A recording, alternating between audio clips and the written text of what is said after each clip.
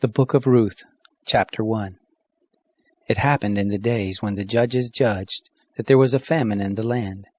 A certain man of Bethlehem, Judah, went to sojourn in the country of Moab, he and his wife and his 2 sons. The name of the man was Elimelech, and the name of his wife Naomi, and the name of his 2 sons Mahlon and Chilion, Ephrathites of Bethlehem, Judah. They came into the country of Moab and continued there. Elimelech, Naomi's husband, died, and she was left and her 2 sons. They took them wives of the women of Moab. The name of the one was Orpah, and the name of the other Ruth, and they lived there about 10 years. Mahlon and Chilion died, both of them, and the woman alone was left of her 2 children and of her husband. Then she arose with her daughters-in-law, that she might return from the country of Moab, for she had heard in the country of Moab how that the Lord had visited his people in giving them bread. She went forth out of the place where she was, and her 2 daughters-in-law with her, and they went on the way to return to the land of Judah. Naomi said to her 2 daughters-in-law, Go, return each of you to her mother's house. The Lord deal kindly with you as you have dealt with the dead, and with me. The Lord grant you that you may find rest, each of you in the house of her husband. Then she kissed them, and they lifted up their voice and wept. They said to her, No, but we will return with you to your people. Naomi said, Turn again, my daughters, why will you go with me? Have I yet sons in my womb, that they may be your husbands? Turn again, my daughters, go your way, for I am too old to have a husband. If I should say I have hope, if I should even have a husband tonight, and should also bear sons, would you therefore wait until they were grown? Would you therefore stay from having husbands? No, my daughters, for it grieves me much for your sakes, for the hand of the Lord is gone forth against me. They lifted up their voice and wept again, and Orpah kissed her mother-in-law, but Ruth joined with her. She said, Behold, your sister-in-law is gone back to her people, and to her God. Return you after your sister-in-law. Ruth said, Don't entreat me to leave you, and to return from following after you, for where you go, I will go. And where you lodge, I will lodge, and your people shall be my people, and your God, my God. Where you die, will I die, and there I will be buried. The Lord do so to me, and more also, if anything but death parts you and I. When she saw that she was steadfastly minded to go with her, she left off speaking to her. So they 2 went until they came to Bethlehem. It happened, when they were come to Bethlehem, that all the city was moved about them, and the women said, Is this Naomi? She said to them, Don't call me Naomi, call me Mara, for the Almighty has dealt very bitterly with me. I went out full, and the Lord has brought me home again empty. Why do you call me Naomi, seeing the Lord has testified against me, and that the Almighty has afflicted me? So Naomi returned, and Ruth the Moabitess her daughter-in-law with her, who returned out of the country of Moab, and they came to Bethlehem in the beginning of the barley harvest. Chapter 2. Naomi had a kinsman of her husband's, a mighty man of wealth of the family of Elimelech, and his name was Boaz. Ruth the Moabitess said to Naomi, Let me now go to the field and glean among the ears of grain after him in whose sight I shall find favor. She said to her, Go, my daughter. She went and came and gleaned in the field after the reapers, and she happened to come to the portion of the field belonging to Boaz, who was of the family of Elimelech. Behold, Boaz came from Bethlehem and said to the reapers, The Lord be with you. They answered him, The Lord bless you. Then said Boaz to his servant who was set over the reapers, Whose young lady is this? The servant who was set over the reapers answered, It is the Moabite lady who came back with Naomi out of the country of Moab. She said, Please let me glean and gather after the reapers among the sheaves. So she came and has continued even from the morning until now, except that she stayed a little in the house. Then said Boaz to Ruth, Don't you hear, my daughter? Don't go to glean in another field, neither pass from here, but abide here fast by my maidens. Let your eyes be on the field that they reap, and go after them. Haven't I charged the young men that they shall not touch you? And when you are thirsty, go to the vessels, and drink of that which the young men have drawn. Then she fell on her face, and bowed herself to the ground, and said to him, Why have I found favor in your sight, that you should take knowledge of me, seeing I am a foreigner? Boaz answered her, It has fully been shown me all that you have done to your mother-in-law since the death of your husband, and how you have left your father and your mother and the land of your birth, and have come to a people that you didn't know before. The Lord will recompense your work, and a full reward will be given you of the Lord, the God of Israel, under whose wings you are come to take refuge." Then she said, "Let me find favor in your sight, my lord, because you have comforted me, and because you have spoken kindly to your handmaid, though I am not as one of your handmaidens."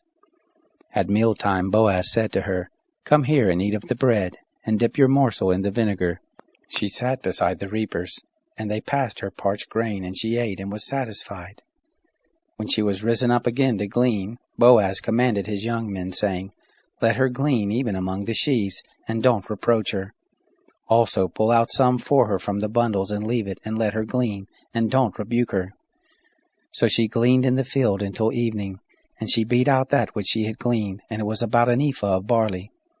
She took it up, and went into the city, and her mother-in-law saw what she had gleaned, and she brought forth and gave to her that which she had left after she was satisfied. Her mother-in-law said to her, "Where have you gleaned today, and where have you worked? Blessed be he who did take knowledge of you." She had shown her mother-in-law with whom she had worked, and said, "The man's name with whom I work today is Boaz." Naomi said to her daughter-in-law, "Blessed be he of the Lord, who has not left off his kindness to the living and to the dead." Naomi said to her, "The man is a close relative to us, one of our near kinsmen." Ruth the Moabitess said, "Yes, he said to me, 'You shall keep close by my young men until they have ended all my harvest.'" Naomi said to Ruth, her daughter-in-law, "It is good, my daughter, that you go out with his maidens, and that they not let you go into any other field." So she kept close by the maidens of Boaz to glean to the end of the barley harvest and of wheat harvest, and she lived with her mother-in-law. Chapter 4.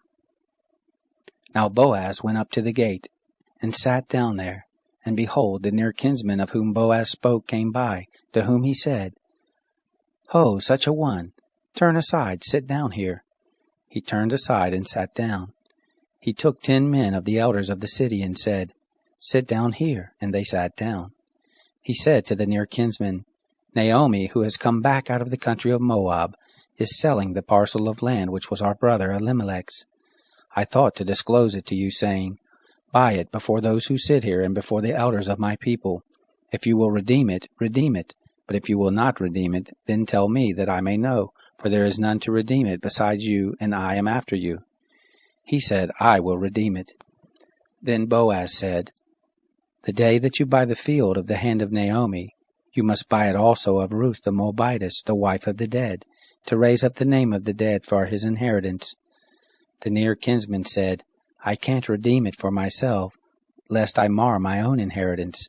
Take my right of redemption on you, for I can't redeem it.' Now this was the custom in former time in Israel concerning redeeming and exchanging.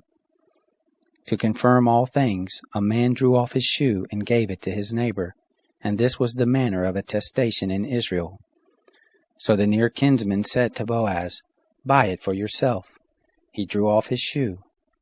Boaz said to the elders and to all the people, 'You are witnesses this day that I have bought all that was Elimelech's, and all that was Chilion's and Mahlon's, of the hand of Naomi. Moreover, Ruth the Moabitess, the wife of Mahlon, have I purchased to be my wife, to raise up the name of the dead on his inheritance, that the name of the dead not be cut off from among his brothers, and from the gate of his place. You are witnesses this day.' All the people who were in the gate and the elders said, 'We are witnesses. The Lord make the woman who has come into your house like Rachel and like Leah, which two built the house of Israel. And do you worthily in Ephrathah, and be famous in Bethlehem, and let your house be like the house of Perez, whom Tamar bore to Judah, of the seed of which the Lord shall give you of this young woman.' So Boaz took Ruth, and she became his wife, and he went in to her, and the Lord gave her conception, and she bore a son. The woman said to Naomi, 'Blessed be the Lord, who has not left you this day without a near kinsman, and let his name be famous in Israel.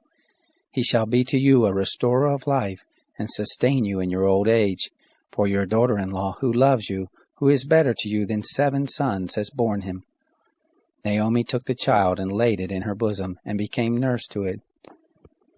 The women, her neighbors, gave it a name, saying, "There is a son born to Naomi," and they named him Obed. He is the father of Jesse, the father of David. Now this is the history of the generations of Perez. Perez became the father of Hezron, and Hezron became the father of Ram, and Ram became the father of Amminadab, and Amminadab became the father of Nahshon, and Nahshon became the father of Salmon, and Salmon became the father of Boaz, and Boaz became the father of Obed, and Obed became the father of Jesse, and Jesse became the father of David. Chapter 3. Naomi, her mother-in-law, said to her, "My daughter, shall I not seek rest for you, that it may be well with you? Now isn't Boaz our kinsman, with whose maidens you were? Behold, he winnows barley tonight in the threshing floor. Wash yourself, therefore, and anoint yourself, and put your clothing on, and go down to the threshing floor, but don't make yourself known to the man until he has finished eating and drinking. It shall be, when he lies down, that you shall mark the place where he shall lie, and you shall go in, and uncover his feet, and lay down, and he will tell you what you shall do." She said to her, "All that you say I will do." She went down to the threshing floor and did according to all that her mother-in-law told her. When Boaz had eaten and drunk, and his heart was merry, he went to lie down at the end of the heap of grain, and she came softly, and uncovered his feet, and laid herself down. It happened at midnight that the man was afraid, and turned himself, and behold, a woman lay at his feet. He said, "Who are you?" She answered, "I am Ruth, your handmaid. Spread therefore your skirt over your handmaid, for you are a near kinsman." He said, "Blessed are you by the Lord, my daughter. You have shown more kindness in the latter end than at the beginning, inasmuch as you didn't follow the young men, whether poor or rich. Now, my daughter, don't be afraid. I will do to you all that you say, for all the city of my people does know that you are a worthy woman. Now it is true that I am a near kinsman. However, there is a kinsman nearer than I. Stay this night, and it shall be in the morning that if he will perform to you the part of a kinsman, well, let him do the kinsman's part. But if he will not do the part of a kinsman to you, then I will do the part of a kinsman to you, as the Lord lives. Lie down now until the morning." She lay at his feet until the morning. She rose up before one could discern another, for he said, "Let it not be known that the woman came to the threshing floor." He said, "Bring the mantle that is on you, and hold it." And she held it. And he measured 6 measures of barley, and laid it on her, and he went into the city. When she came to her mother-in-law, she said, "Who are you, my daughter?" She told her all that the man had done to her. She said, "These 6 measures of barley he gave me, for he said, 'Don't go empty to your mother-in-law.'" Then she said, "Sit still, my daughter, until you know how the matter will fall out, for the man will not rest until he has finished the thing this day."